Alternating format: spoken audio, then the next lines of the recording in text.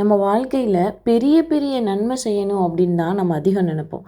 ஆனால் சில நேரங்களில் ஒரு சின்னதாக காட்டக்கூடிய இரக்கம் கூட ஒரு பெரிய மன்னிப்புக்கு காரணமாக இருக்கும். அது மாதிரியான ஒரு சம்பவம் தான் இன்றைக்கி நம்ம பார்க்க போகிறோம். அதுக்கு முன்னாடி நம்முடைய சேனலை ஃபர்ஸ்ட் டைம் பார்க்குறீங்க அப்படின்னா கண்டிப்பாக சப்ஸ்கிரைப் பண்ணிக்கோங்க. வாங்க வீடியோக்குள்ளே போகலாம். அஸ்ஸலாமு அலைக்கும் வரஹ்மத்துல்லாஹி வபரகாத்துஹு. அபூ ஹுரைரா ரலியல்லாஹு அவங்க அறிவிக்கிறாங்க, ரசுல்லா முன்னாடி நடந்த ஒரு சம்பவம் சொல்கிறாங்க. என்ன அப்படின்னா, ஒரு மனுஷனுக்கு ரோட்டில் போயிட்டுருக்காரு, ஒரு பாதையில் போயிட்டுருக்கும்போது அவருக்கு சரியான தாகம், கடுமையான தாகம் எடுக்குது. அப்போ பார்க்குறாரு, ஒரு கிணறு இருக்குது.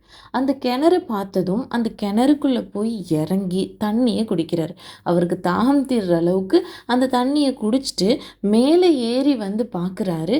அப்போது ஒரு நாய் நிற்கிது. அந்த நாய்க்கும் கடினமான தாகத்தினால ஈர மண்ணை நக்கிட்டு இருக்கு அந்த நாய். அந்த நாயை பார்த்ததும் இந்த மனுஷன் நினைக்கிறாரு, இப்படி தானே நமக்கும் அதிகமான தாகம் எடுத்துச்சு, நாம் இப்போ தண்ணி குடிச்சிட்டோம்ல, இப்போ இந்த நாயும் பாவம் தானே, நம்முடைய நிலை தானே அதுக்கும் இருக்குது. ஸோ நம்ம இந்த நாய்க்கு தண்ணி கொடுப்போன்றதுனால அவர் என்ன செய்கிறாரு, திரும்பவும் அந்த கிணற்றுல போய் இறங்குறாரு. இறங்கி தன்னுடைய காலுறை இருக்குல்ல, இப்போ நம்ம போடுற மாதிரி சாக்ஸ் இல்லை, அது துணியால் ஆனது. முன்னாடி வாழ்ந்த காலத்தில் அந்த காலுறை எப்படி இருக்குன்னா, தோல் இருக்குல்ல, தோலால் ஆனதாக இருக்கும். ஸோ அந்த காலுறையில் தண்ணியை நிரப்பிட்டு அந்த காலுறையை வாயால் கடிச்சிட்டு அந்த கிணற்றுலேருந்து ஏறி வர்றாரு. ஏறி வந்து அந்த காலுறையை அந்த நாய்க்கு அந்த காலுறையிலேருந்து நாய்க்கு தண்ணியை கொடுக்குறாரு. அந்த நாய் தாகம் தீர்ற அளவுக்கு குடிச்சிருச்சு.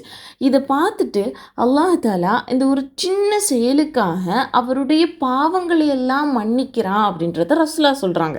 இது கேட்ட சஹாபாக்களுக்கெல்லாம் ஒரு சந்தேகம், யார் ரசூலா, ஒரு கால்நடையுடைய விஷயத்தில் கூட எங்களுக்கு பலன் இருக்கா அப்படின்னு சொல்லிட்டு கேட்குறாங்க.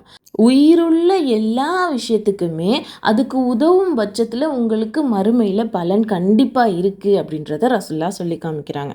ஒரு விலங்கினத்துக்கே நம்ம உதவி செய்யும்போது, அதுக்கு கருணை காட்டும்போது அல்லாஹ் நம்முடைய பாவங்களை எல்லாம் மன்னிக்கிறான் அப்படின்னா, நம்முடைய மனித இனத்துக்கு நாம் கருணை காட்டினா அல்லாஹ் நம்முடைய பாவங்களை எப்படியெல்லாம் மன்னிப்பான் அப்படின்றதையும் நினச்சி பார்க்கணும்.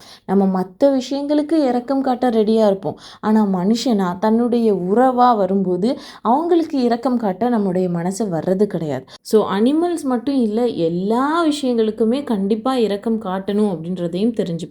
ஏன்னா நீங்கள் இரக்கம் காட்டினீங்கன்னா அல்லாஹ் உங்களுக்கு இரக்கம் காட்டுவான்னு அல்லாஹ் தஆலா சொல்லி காமிக்கிறான். இதே அபூ ஹுரைரா ரலியல்லாஹு அவங்க இன்னொரு ஹதீஸும் அறிவிக்கிறாங்க. ஒரு பெண்மணி என்ன செய்கிறாங்க, பூனையை கட்டி வைக்கிறாங்க. பூனையை கட்டி வச்சா அதுக்கு என்ன செய்யணும், சரியாக ஃபுட்டு கொடுக்கணும். அப்போது எந்த ஒரு அனிமல்ஸும் கட்டி வைக்கும்போது அதுக்கு அழகான முறையில் நம்ம ஃபுட்டு கொடுக்கணும்.